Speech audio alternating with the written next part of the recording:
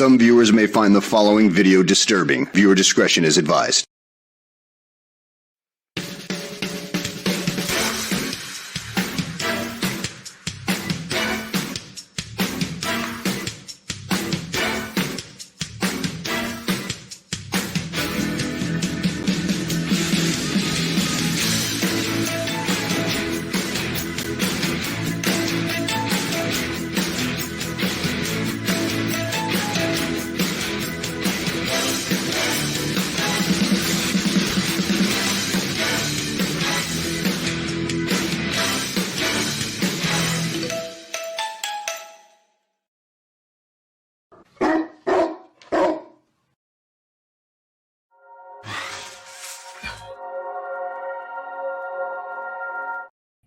It's 4 o'clock in Los Angeles. It's 6 o'clock in Chicago. And it's 7 p.m. here in New York City. Hello, everybody. This is Mad Dog the Scipio on a very special night with a very, very special guest. But joining me this week, as she does every week, I swear to God, I try to get rid of this woman, but she keeps making her way back. How the fuck do you get in this place? I got a secret room, and I got to tell you.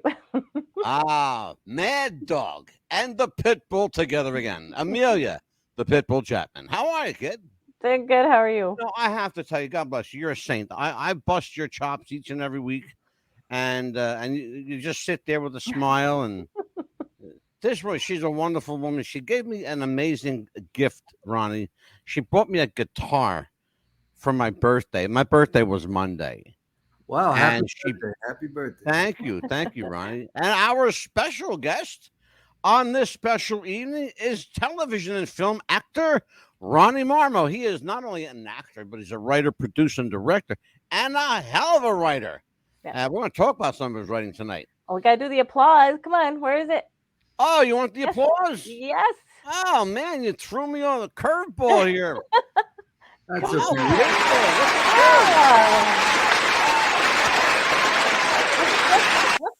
There you go. Hey, I'm a soap opera gal. You have to do it for him. Come on. Absolutely.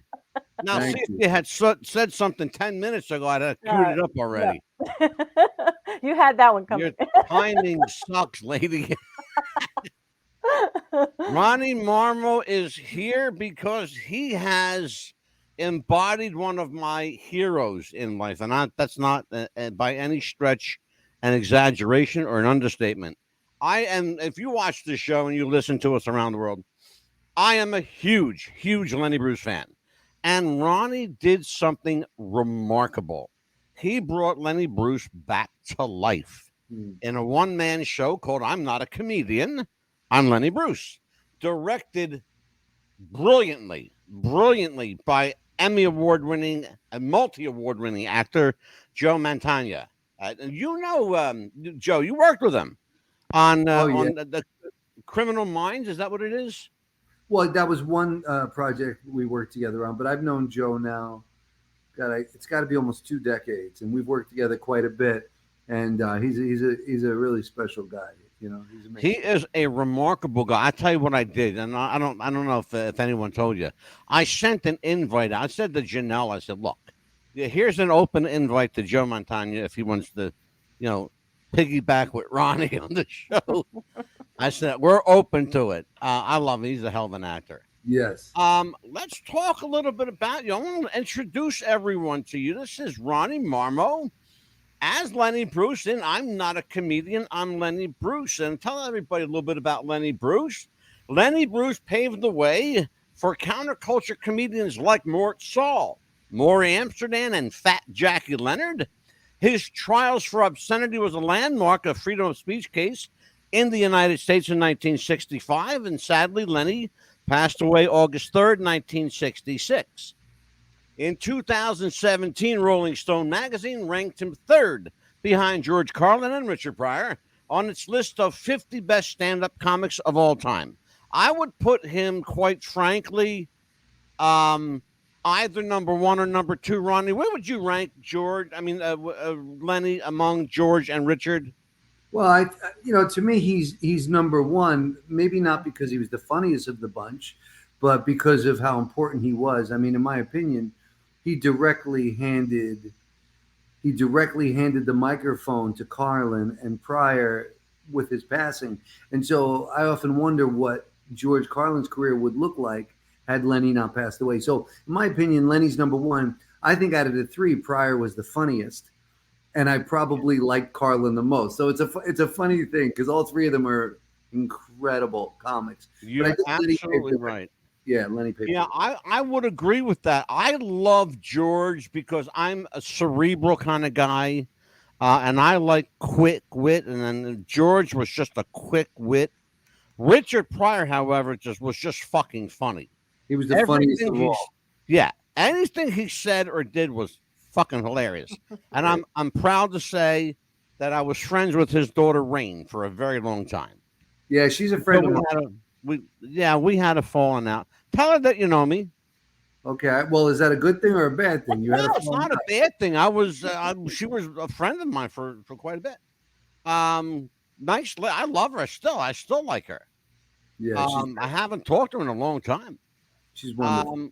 Let's talk about this. An actor, once in a while, he comes across a couple of things that define him. You have a couple of things that define you: your ability to write. You're an amazing director.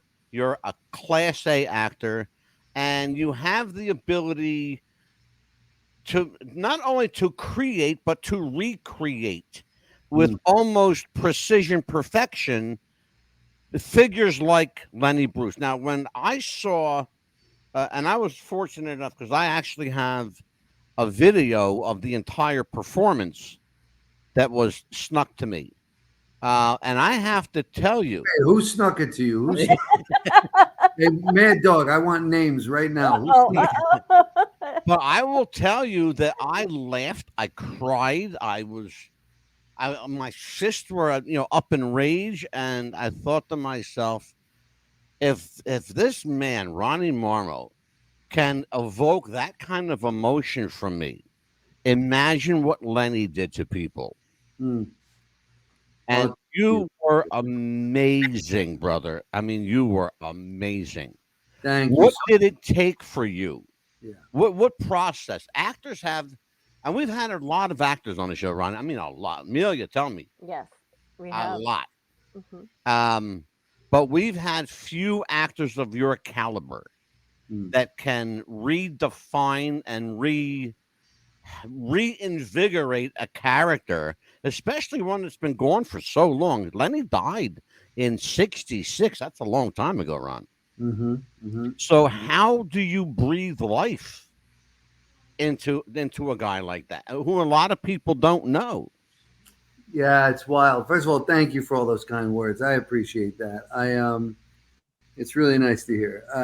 Look, I'm very fortunate. I found a subject in Lenny who I love, and I wanted to tell the whole story. I didn't want to just make it a love letter to Lenny. Although if you've seen the show, which I think is a little shaky, I don't know how you saw that, Mad Dog, but we'll get back to that later. Listen, I want names before I go to sleep tonight. But anyway, look, I'm very blessed to have something that I identify with so much.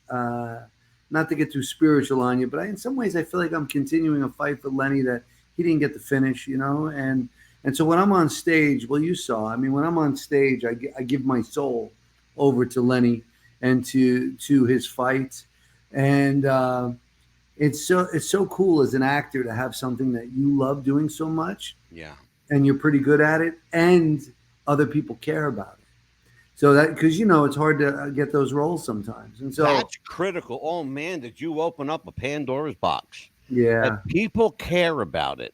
Oh, yes, they do.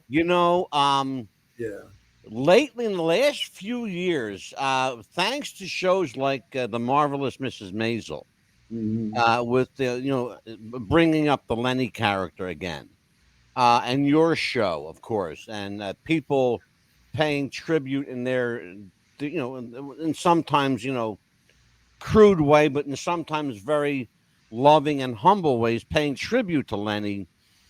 With one-man shows or ensemble pieces. The guy, and I absolutely agree with what you said, the guy didn't have a chance to finish his fight. Yeah. And I think it's critical that we that are left behind here finish the fight for him. One of the things that I'm doing is, and Amelia and I, and with our show, is we are adamantly staunch advocates of free speech, the First Amendment right to free speech. And so much so that we've dedicated entire shows to free speech. Great. Lenny was trying to do that in a time when, if people think they're being suppressed now, Well, if you lived in 1963, 4, or 5, man, you don't know what suppression is today. well, no doubt. And let me tell you this. I mean, certainly I'm sensitive to comics who feel like they're being canceled or they're being suppressed with their words, but it is not the same thing. I mean, this man went to prison for words and was arrested and hounded. And I think ultimately, talk about getting canceled. I mean, they canceled him. They killed him. I mean, they hounded this man. Yeah. And I think today, comics, yeah, there might be a group of people who don't like what you do, but you could still get an entire other group to come see your show. And so I think it's a little different. So, yeah, you're canceled by a group of individuals, but there are still people who can make a great living doing this. And so free speech is certainly important, and I think everybody should have it, especially comics. But Lenny was that whole thing in the 60s was a very different situation. Yeah. I'll tell you what, I've said this before on a show. I was part of a round table on Lenny. And what I basically said was the man was martyred by his government for the words he believed in.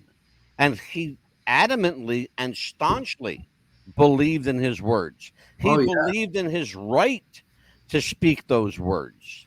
Absolutely. At a time when, nobody wanted to hear it, quite frankly. The people, the powers that be, they don't want to hear any of that stuff.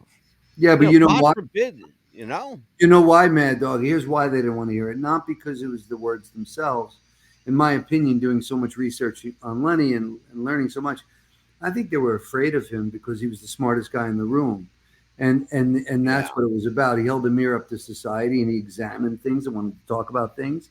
And they didn't know what to do with that. And so I think it was less about the words and more about like, this man is like, he's examining things and he's looking at things and he's challenging the norms, and they had a problem with that. Nobody was. Well, he scared the shit out of them, Ronnie. Yeah, so that's what he did really for real. They were frightened by him, Oh, absolutely, Amelia. Yes. Ronnie Marmo is up to bat for questions from the Pitbull. Yes, absolutely. Thank you so much again for being here. And I noticed that you put yourself into it, but I know you put yourself in the character. How different is it from going from a soap opera to doing your one-man show? Wow, it's an interesting question. In some ways it's similar in that, in a soap opera, they're banging out so much product constantly that you only get one take. It's very much like a play, you get one take. It's a very different thing, though. You have scene partners when you're up there by yourself in a one-man show. And when you start the play literally dead naked on the toilet, I mean, that's how I start the show, literally. And so it's a very different thing. There's no safety net. There's nowhere to hide. It's just you and an audience. And I've done this show to an audience of 1, and I've done this show to 1,500 people. And it's a wild, and everything in between. And it's a wild experience.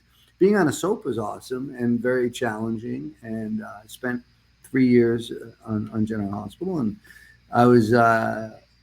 it was cool in a way because it made me a better actor because you really forced to learn so much material the day before. You come in, you bang it out, and really they don't have time to stop and do another one. So they have some similarities in that they're both a huge challenge, but being on stage by yourself it's a whole nother thing. That's scary shit, Ron. It's a little crazy. It's scary stuff. Ronnie Marmo is an award-winning actor, writer, producer, and director, and in fact was directed by an Emmy award-winning actor and director, Joe Montana. You've known Joe a long time. How did Joe Montana become involved in the Lenny Bruce project? when I wrote this, I had been thinking of Joe to direct it for a long time. And I had mentioned it to him a few times, and he was aware of it. But once I got it to a place where I thought, okay, it's very close to wanting to workshop it. In other words, stand up and start rehearsing it and see what's working, what's not working. I called Joe and I said, Joe, I wrote this thing, the Lenny Bruce show, and I'd love you to take a look at it and see what you think. And he's like, well, why don't you just perform it for me and I'll see what I think. I said, just perform. He's like, yeah. So I just literally stood up and I read the thing for him. And it was exciting. And Joe's like, I think he said something like, this is the real deal. I'm in. And I was like, So Ronnie, did you read off a script to him, or did you read a treatment, or a box outline? I read the script that I had at that time. It definitely evolved. Joe was very instrumental early in the process. When we got into rehearsal, the first few weeks, there was a lot of table reads, and Joe would say, like, why don't we move that, page 30, let's move it to page 5. I think about that. So he helped me a lot at the end. He took, I'd like to say he took it the last 10 yards before we went into production, It's interesting when you're talking about table reads. I've been around television and film for quite a long time. Table reads, for those of the people watching and listening don't know, generally 7 or 8 people around the table, maybe 10, all reading their parts. And a table read with the star of the show and the director is pretty intimidating. I'll get this out. Intimidating. Two people at a table, the writer / star of the show and the director. Well, it was worse than that. You ready for this? Go ahead. I was standing up on stage and he was sitting in the front row watching me. So for crying out. I'm standing up holding the script and he was just watching. And so it was intimidating, but you know what? It was also exactly why I'm in this business. It's when you're in a position like that and you go, it's Joe Mantegna. It's one of the greats. Absolutely. One of the best. Yeah. So you do one or two things in that situation. If you're an actor, you either fold up and run away, or you grab it by the neck and go, I'm going to be better because of this. And, absolutely. Right. You go balls to the walls or you go home. Yeah, well, luckily, for sure. Joe's such a gentleman, though. He makes it really easy. Ronnie Marmo acts as the artistic and theatrical director of the prestigious Theater 68 in both Los Angeles and New York locations. Ron, how did you get involved in Theater 68? I know a little bit about this group. I love the story, how he came up with the name. That is Bite your tongue, Pitbull. I love it. Tell the story. You tell it. Go ahead. Well, I think it was he had only 68 cents left in his pocket, and they were wanting him to come up with a name, actually. And he's like, Theater 68 company, theater production, because he only had the 68 cents. Am I kind of like in the middle of that? It's very close to that, but that's the sentiment of it. Yeah, Theater 68 we started it back in February of 2001, and I was a co-founder. So there was a couple of us, and I became the artistic director pretty quickly after we opened it because, literally none of us had any experience. So they would be like, Ronnie, you pick the plays. My friend Danny had a hammer, so he was going to be the set designer. Yeah. Like literally, this is what it was. And they trusted this crazy brain. I have a combination of like art and business, like right down the middle of my brain. And so they were like, oh, pick the plays and we'll produce them. And that was 22 years ago. And I did it out of a necessity because I was broke, as Pitbull just mentioned. I was completely broke in LA, but wanted to study and wanted to get better at acting and working. So I brought all my friends together and we would like do scene work, critique each other, and just kind of stay sharp just in case an opportunity came up. And so that's how we opened in LA. And then about 10, 11 years after that, I thought, well, let me bring this back home to New York as well. And then I opened the New York chapter, and we're still going strong. I'm so proud of both those, and they mean the world to me. So I love success stories like that. I really, really do. Thank you. I love a success story, particularly when I see a paisan and the East Coast guy. You don't know what it does. It's a sense of national pride. It's a sense of one of my own. Hitting a home run. Becoming Babe Ruth for a moment in time. Yeah, we love know? Babe Ruth. Thank you. Yeah, absolutely. Or one of my favorite soap opera actors too. Like, no, don't do that. Like, like, did you really do that? And like, and he's right in front of me, right here. Oh, good. Oh, you watched the show? Yes, yes, I Oh, did. Oh, For a yeah. long time, I'm like, oh no. thank you. Oh, She Yeah. gets very passionate about stuff. I tell love you. soap operas. Yes, it's my favorite. Oh, that's great, Pitfall. You know, it was interesting in the General Hospital was a great job, but I hated the way they killed my character off. I know. I was like, no. I was like in tears. We had a lot of us like, Mom, did you just see that? Thank you. Yeah, Tell your mom thank you. Oh, I will definitely. Absolutely. We have our friend Leon Barfield. Tell them about me getting talked to for. Listen to this. Our friend Leon works at a senior care facility. They called him down to the principal's office, the administrator's office in this facility. Now here's the man. Leon is in his middle to late 60s. Mhm. And they scolded him for playing a Lenny Bruce tape in the facility. Now these people don't know; they don't care because half of them are shot anyway. But when you get called down to the principal's office in 2023 for playing Lenny Bruce, then something's really wrong. Well, Right. to me that's he said 56. I'm sorry, Leon. I mean, well to me. First of all, they should be thanking Leon for playing the record. absolutely. But second of all, Yeah. when I hear something's really wrong, I think the opposite. I think if he's getting in trouble for listening to Lenny, something's really right. You know, Absolutely. Lenny's still Bravo, here. baby. Yes. Bravo. I'll tell you what, speaking of listening to something, let's listen to words from our sponsor. This is our first set of breaks. Folks, we'll be right back. Jess wanted to start a business when something surprising happened. Today I'm going to teach you how to crochet. She started crocheting, like a lot. And her friends noticed. Jess, you need to sell those.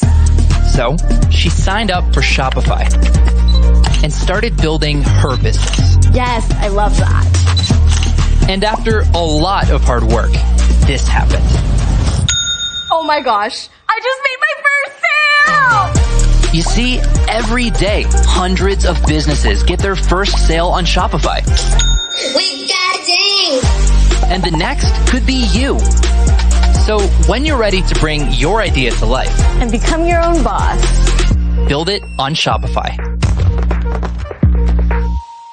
Step 1, train the people only to consume. Step 2, infiltrate adults with the news. Step 3, indoctrinate the children through the schools and the music and the apps on the phones that they use. Step 4, separate the right from the left. Step 5, separate the white from the black. Step 6, separate the rich from the poor. Use religion and equality to separate them more. Step 7, fabricate a problem, made a lie. Step 8, put it on the news every night. Step 9, when people start to fight and divide, take control. This is called situational design. And we're back with America's Best Podcast. What's the buzz? I'm Angelo Mad Dog DeCipio, joined by the Pitbull Amelia, Pitbull Chapman. Tonight, our very special guest, television and film actor Ronnie Marmo, and how he became Lenny Bruce. So let's talk, when we last left off, Ron, let's talk a little bit about the writing process. I'm sure you went through a couple of drafts, as most writers do.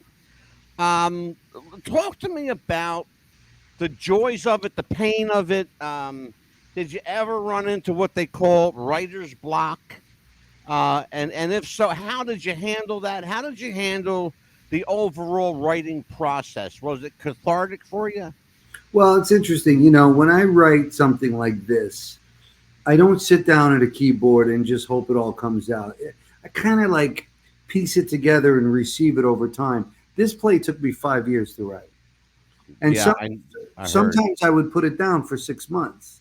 Yeah. I had nothing to say, and I would I don't know what to say. I'm just going to put it. And then I would get hit with a lightning bolt, and I'd go, oh, let me get back at it. And then I would, and so, but yeah, it was cathartic in a lot of ways, to be honest, because there were so many similarities between my life and Lenny's. My love for my daughters, his love for his daughter, my love for my mom, his love for his mom. Fighting for something that's important. We've all done that in our life for different things. And if we haven't, we should. And Absolutely. I was able to like get inside this in a way where it feels like 90 minutes of therapy every night in some ways, you know? Oh, God bless you. I would pay for that. It's really good. In fact, when I was during the pandemic for a year and a half, when I didn't get to do it, I felt a very different energy. I was like, just like kind of tense and stressed. And then when I got to do it, it was like this release. There's like this, I don't know, it's very cathartic, like you said. Yeah.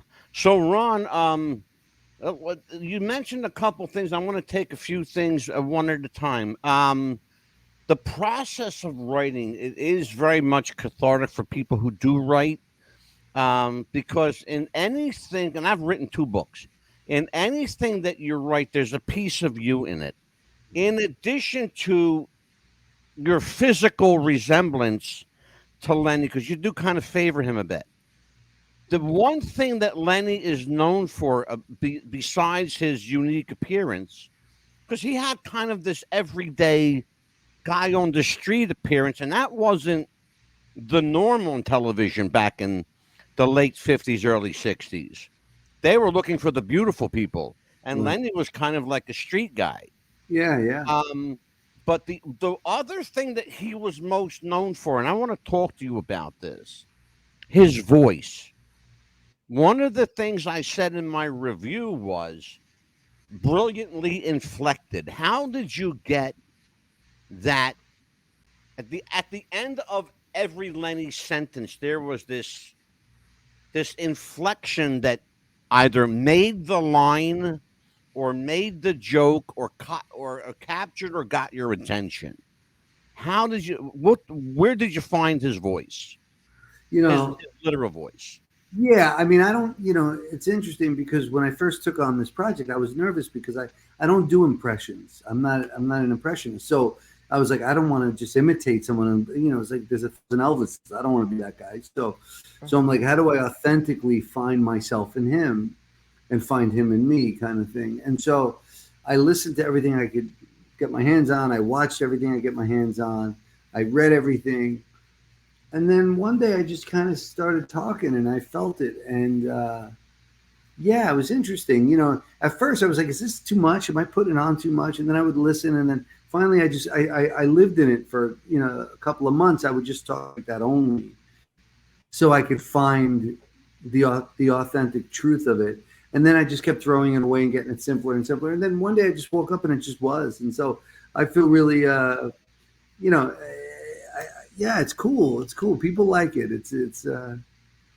Yeah, it's Lenny was Everybody has a favorite Lenny line. What's your favorite Lenny line? One line from whatever routine. Well, it changes all the time, but I'll give you one today. My favorite one today is, let me tell you the truth. The truth is what is, and what should be is a fantasy. You know, that's one of my favorites. I love that. Mm-hmm. Oh. Yes. The truth is what is, and what should be is a fantasy. That's one. But I got a million of them. You know, he was. Yeah. I mean, you know, what can I tell you? That's beautiful. I love my favorite. You know, my favorite of the moment is, will Elizabeth Taylor be bar mitzvah? I love that. That was fun. There's just something classic about that. Because it comes out of nowhere. Mm-hmm. It comes out of nowhere. Let's take a look at Lenny Bruce and Ron Marmo. Take a look at this. Commercial comedian of all time. Will Elizabeth Taylor become bar mitzvahed? Now Joe Mantegna's directing a play about him. I Am Not a Comedian, I'm Lenny Bruce at Theater 68 in L.A. Actor Ronnie Marmo as Lenny. Then I got arrested in San Francisco for saying, no, I'm not going to say it. I'm not going to repeat that 10-letter hyphenated word. It's an obligation to tell his story and not try to muck it up with any Hollywood baloney and just kind of do what he did and try to, you know, pay respect to that. I say, fuck, he writes something down. I say, fuck, he writes something down. Just to test my theory, I said, go fuck your mother, you cocksucking fuck. And he manages to write a small novella on the back of a bond. There's not you can't even hear a pin drop when I do these few bits in the show. And I know it fuels me because I try to put myself where Lenny was in 1964 doing this material, which was shocking, really shocking then, and is really shocking today, actually. It's the suppression of the word that gives it the power. The violence, the viciousness. Catholic, asshole, shit, in a park, and then tits, and then shit, and then Catholic, and then Jews, and then shit. I don't remember the entire act, John, but that's the general sentiment of the act. I Am Not a Comedian, I'm Lenny Bruce gives theatergoers an eye-opening look at the life of a comedian many people considered one of the best stand-up comics of all time, but a definite wild card who walked a dangerous line. What's the worst thing you could say to somebody? Ah, fuck you, mister. Which is really weird, man, because if I really wanted to hurt you, I should say, unfuck you, mister. Because fuck you is real. That's brilliant. That last line. Did you write that? No, that was a that Lenny. from a Lenny routine? That was a Lenny. I don't remember hearing that. That's why I'm asking, because I know a lot of his material, and I don't ever recall hearing that before. I'm still discovering stuff all the time. You know, it's so funny to watch that footage because that footage was from 6 years ago when I opened the show. So I watched that, I cringe. I'm like, oh, the show's grown so much since that. It's hard to watch it, you know what I mean? Well, I'm going to give you more of the cringe at. Take a look at this, Ronnie. Oh, jeez. We think about Carlin and Pryor and all these guys. Without Lenny, they don't exist. And actually, if you don't know Carlin and Pryor, you know Louis C.K., Chris Rock, all these guys. Right. And he just, you know, it's amazing how this man was arrested and sentenced multiple times. Oh, many times for breaking the law for his use of dirty words, and he fought freedom of speech to the Supreme Court and lost. You know, guys like me terrify guys like you because I have things to say. Things that cats like you don't want to hear when they stick your fucking fingers in your ear. You know, I'm not just talking for myself, man. I'm talking for every single American who's raised under the notion they can say whatever it is they want to say. How is this freedom?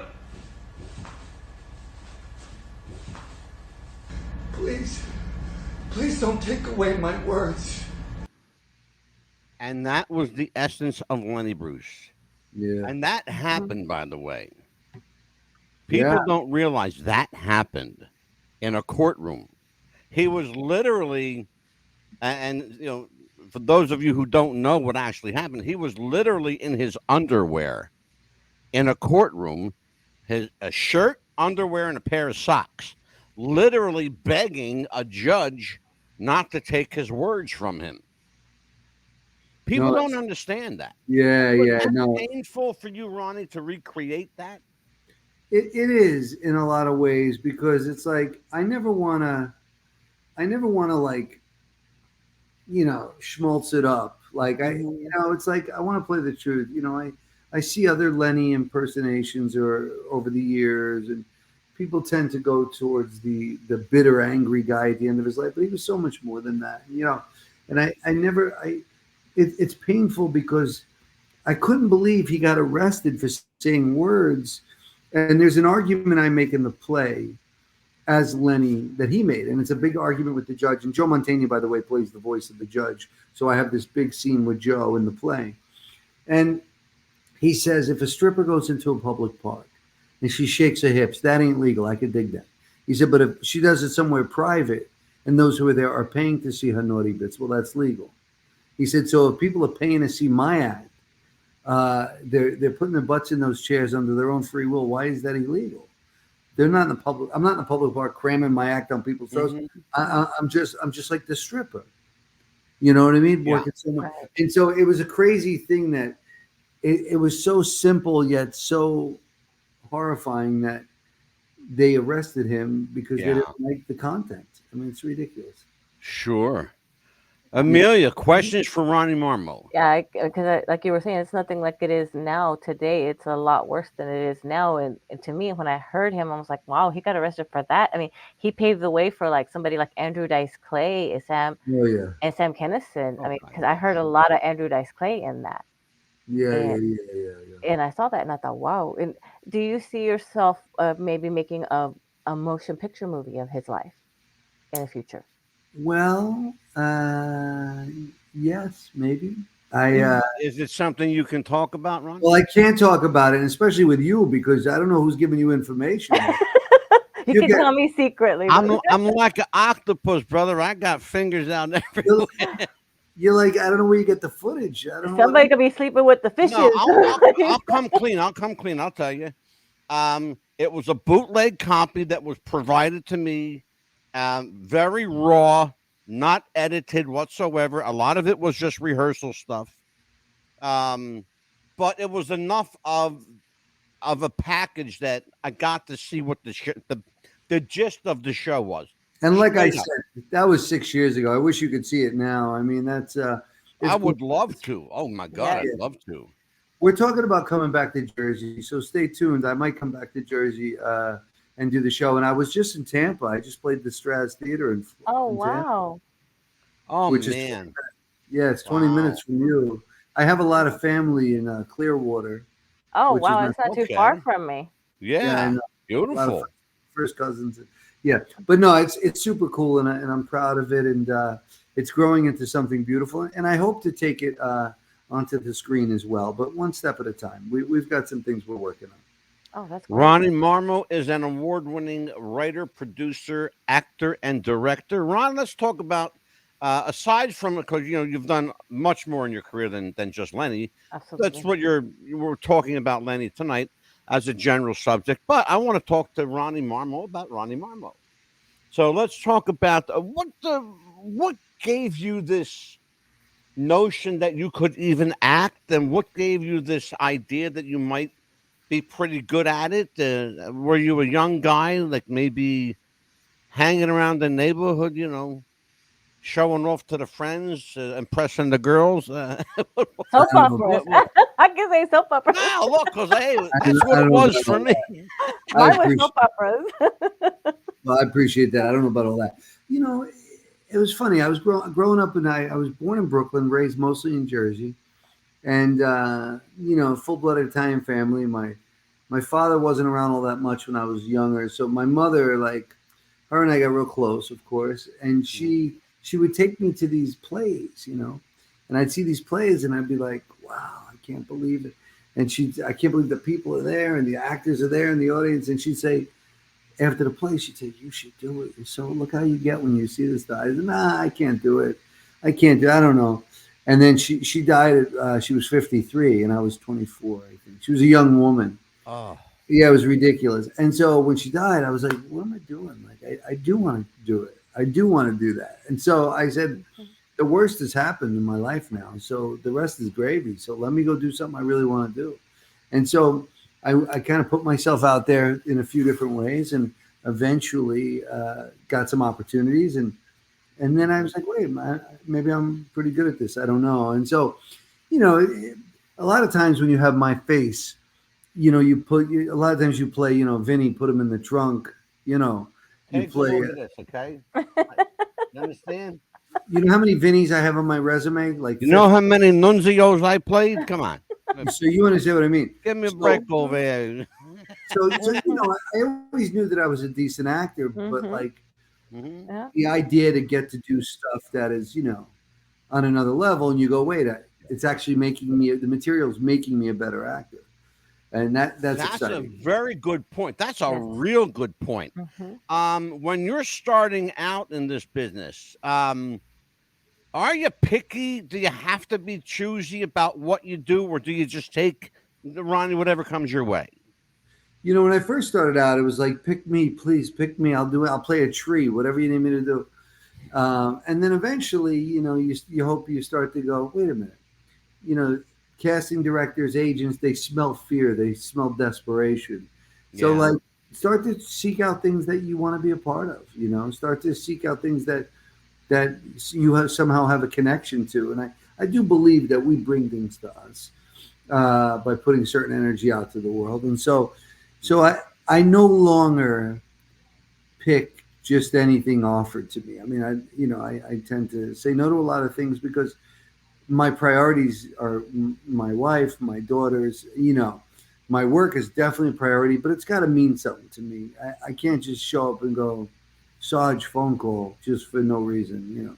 Yeah. It's got to mean something. So, and the show doing Lenny, what's made it difficult about doing the show is that it's kind of spoiled it for everything else because, like, this is like the work I want to do, and so yeah, it's hard to take. No, and I do take those other jobs. You know, I still have health insurance.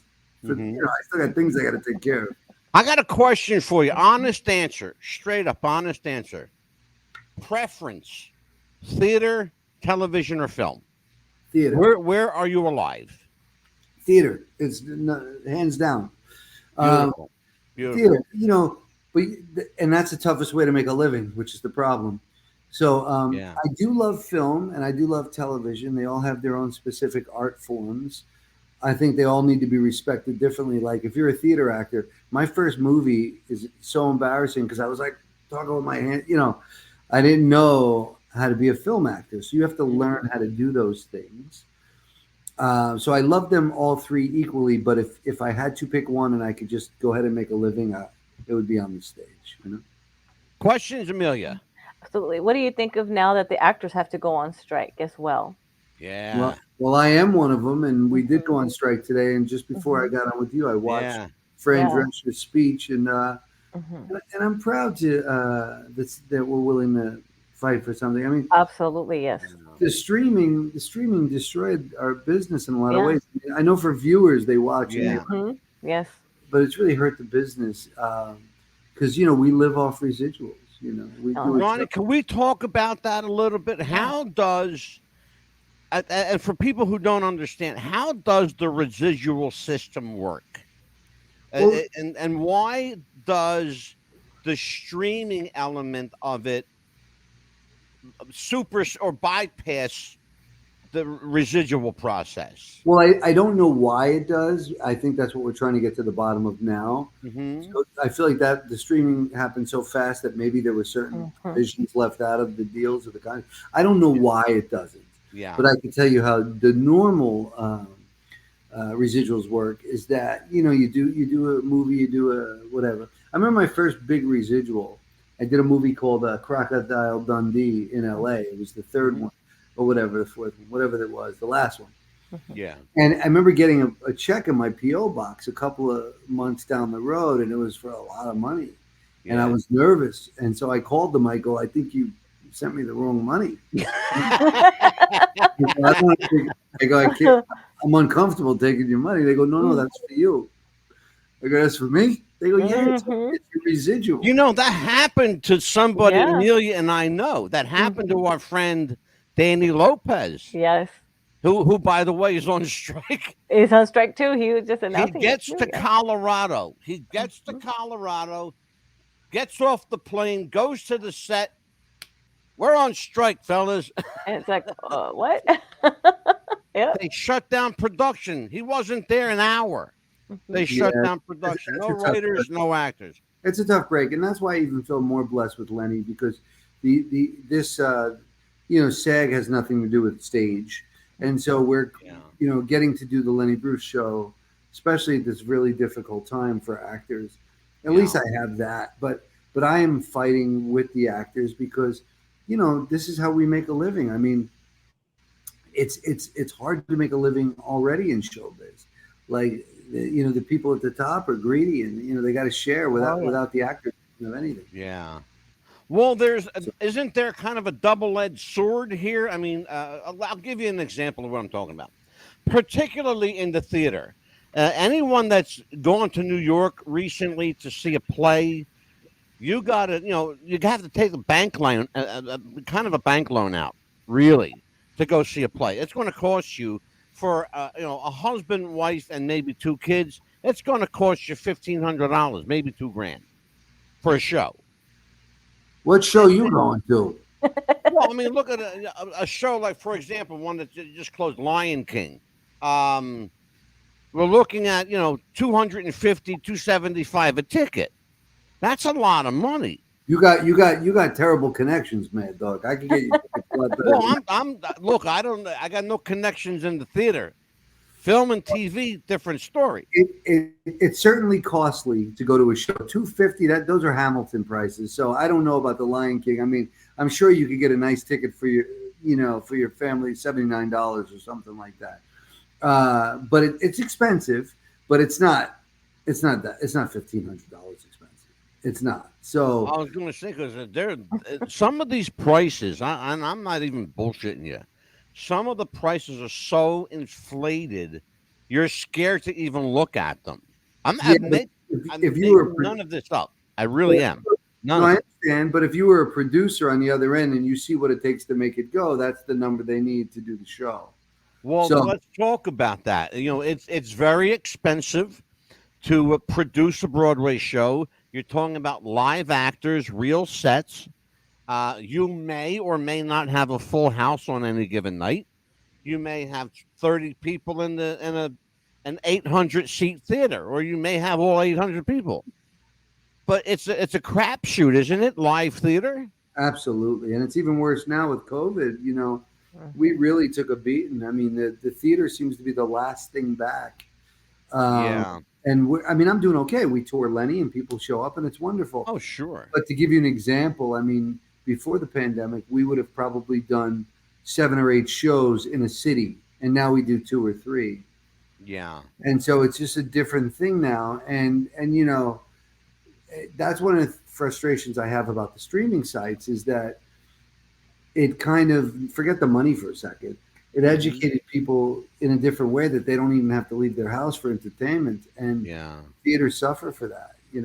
Ronnie, is the show playing in LA now? The show, we're back up. I'm on tour now. I happen to be in LA, and I'm happy to say that I'm playing August 17th, 18th, and 19th at the Laguna Playhouse in Laguna, California. It's beautiful, 400-seat theater, first class. So I'm in Laguna in August. September, I'm in Chicago again for the 3rd time, 900-seat theater. And then October, I'm in Houston. December, I'm in San Diego. If people go to lennybruceonstage.com, that's where you get all the info. We're constantly putting updates. As we book cities, we put them on there, So how often do you get to the East Coast?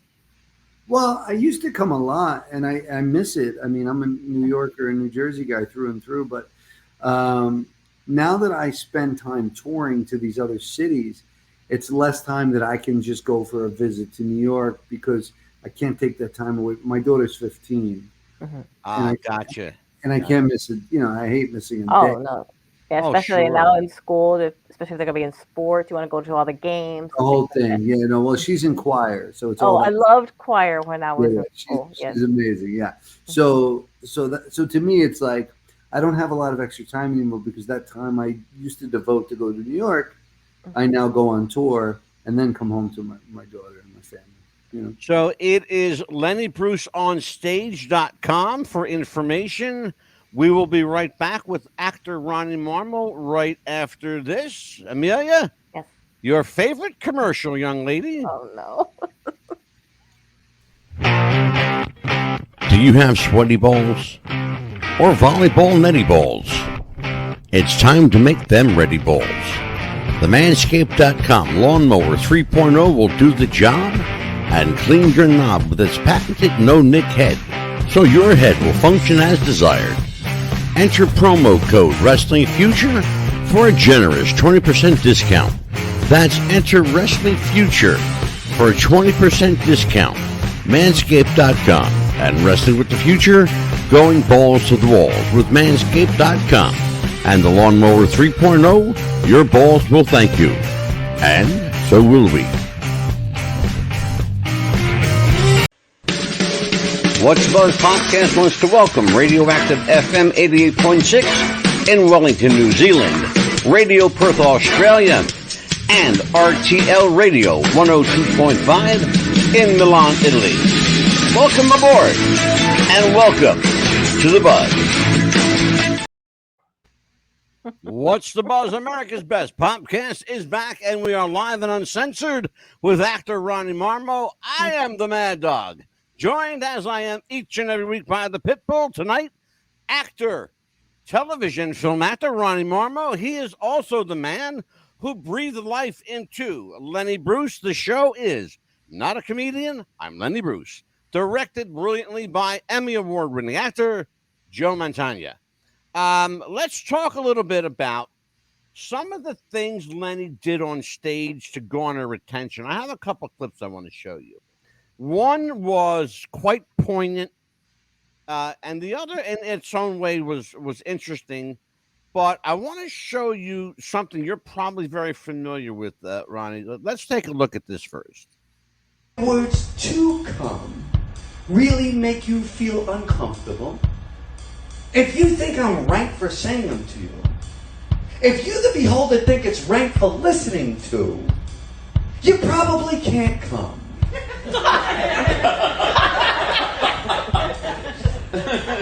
And then you're of no use. Because that's the purpose of life. To recreate it. After 4 years, why I got arrested so many times. See what happened. It's been a comedy of errors. Here's how it happened. I do my act at perhaps 11 o'clock at night. Little do I know that 11 a.m. the next morning, before the grand jury somewhere, is another guy doing my act who's introduced as Lenny Bruce in substance. Here he is, Lenny Bruce in substance. A peace officer who is trained to recognize clear and present dangers, not make believe, does the act. The grand jury watches him work and they go, that stinks. But I get busted. And the irony is that I have to go to court and defend his act. Interesting, is it not? I want to follow up on kind of what Lenny said. We live today in a strange world of censorship, mixed meaning, social media where oftentimes voices and faces are not seen and heard, but you're relying upon words on a text, on a phone or on a computer screen. In a time when people don't speak to each other, but yet people are often easily offended by something someone else says, how would Lenny have fared in today's social environment? Having played him and gotten into his head a little bit, I want to ask you in substance to act as Lenny Bruce and kind of give me an inside his brain look. You know, it's hard to say. I mean, you know, obviously now it used to mean something to be a journalist, and now everyone thinks they're a journalist, right? Everyone thinks their opinion matters. Nobody cares. You don't see my opinion too much out there because nobody cares, except you think you care. So, so I would say, you know, it'd be very difficult. I mean, I have a feeling Lenny, here's what I loved about Lenny. He wasn't shock for shock value. He genuinely meant what he was saying. He wasn't like, okay, as a comic or as just a, you know, a guy saying, well, let me see what I could come up with so I'm, you know, radical or I'm, you know, what's my brand? What's my shtick? He didn't have any, it wasn't his thing. It was just the truth.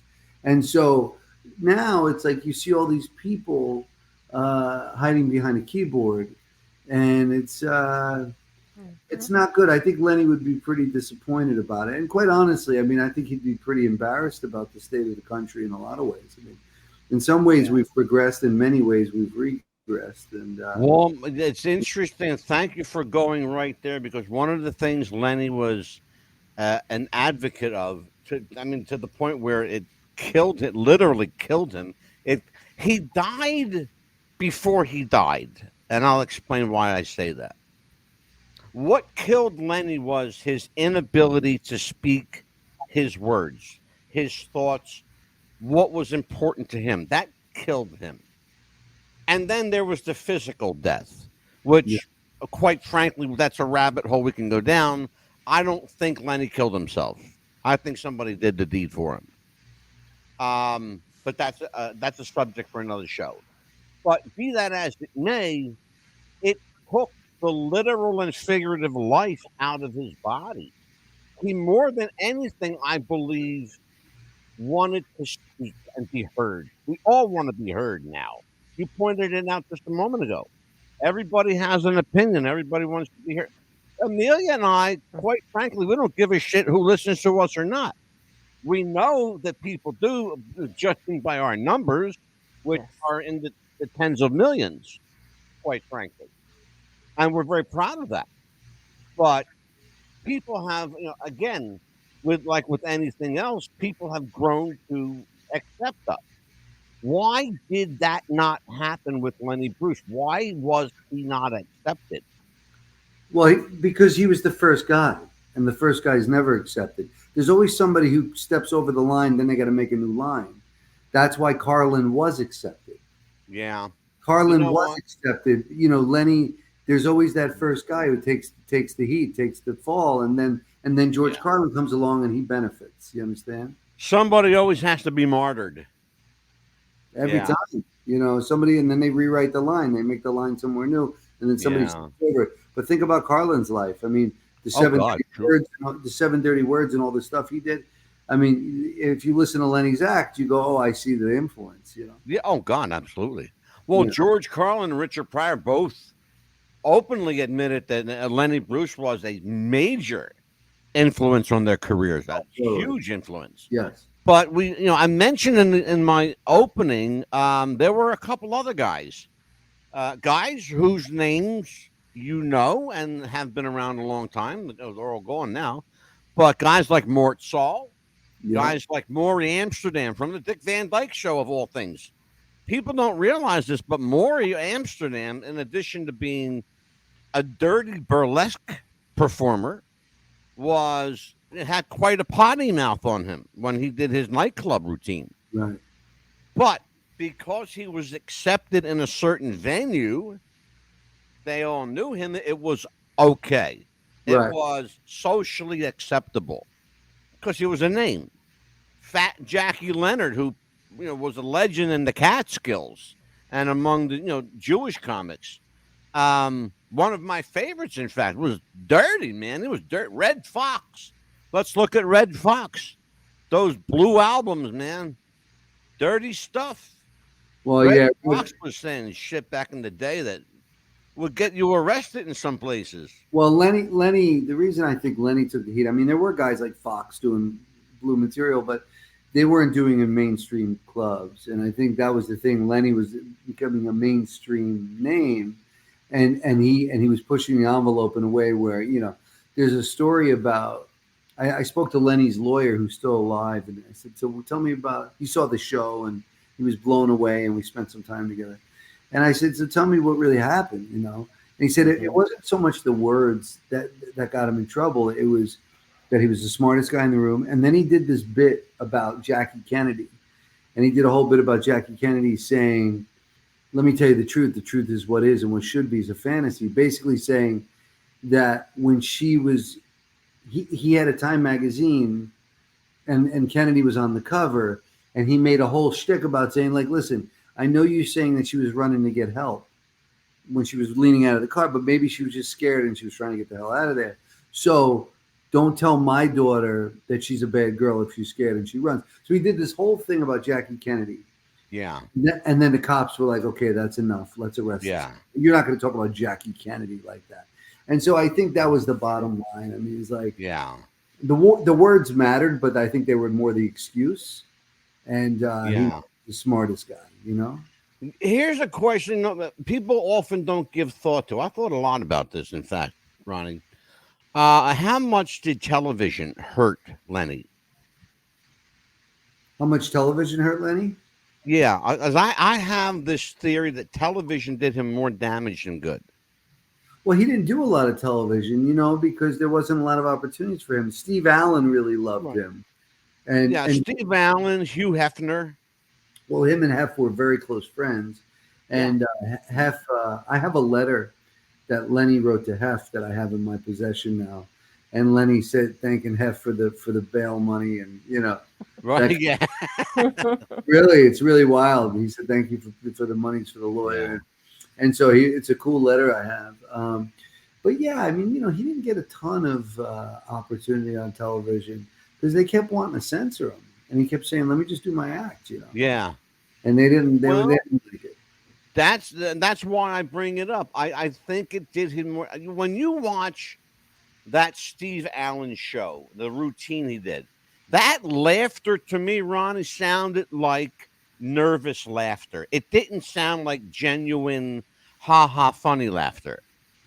Oh, is there? Does it make a difference? Is there a difference? Am I making too much of it? Is there a difference between the laughter and the audience, like how a performer takes that? Or? Yeah, I mean, is there a difference between nervous laughter and like ha ha laughter? Well, I see it every night. I mean, when I look in the audience, I just played Toronto a few weeks ago, and they're the kindest, nicest people I ever met in my life. And sometimes that's not as good for the show, I always say the audience is my scene partner, and I need you to go on that ride with me. And they were fabulous. And they stood up at the end, which is all you hope for. But some people are more vocal, and some people aren't. And so, as a performer, when I get the ha-ha laugh, that opens a certain box in me. But when I get the nervous laugh, that even opens up a more exciting box for me. Beautiful. Then I feel like Lenny, and I feel like I want to explore and see why they feel that way. Exactly. Amelia, questions for Ronnie? Speaking of when you get the audience involved, has there ever been an audience member that you've had to got into a fight with before? I'm pretty good at controlling the audience with how I want it to go. There are a couple of spots in the show I leave a little room for improv.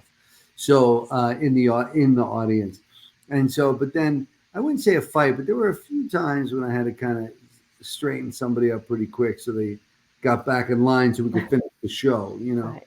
So I wouldn't say I went as far as got heckled. Mm-hmm. There were a couple of times where people thought they were a little overzealous about their participation. Oh yeah, there's always somebody that wants to be part of the show. Absolutely. So in other words, I'll sit in the front row, right?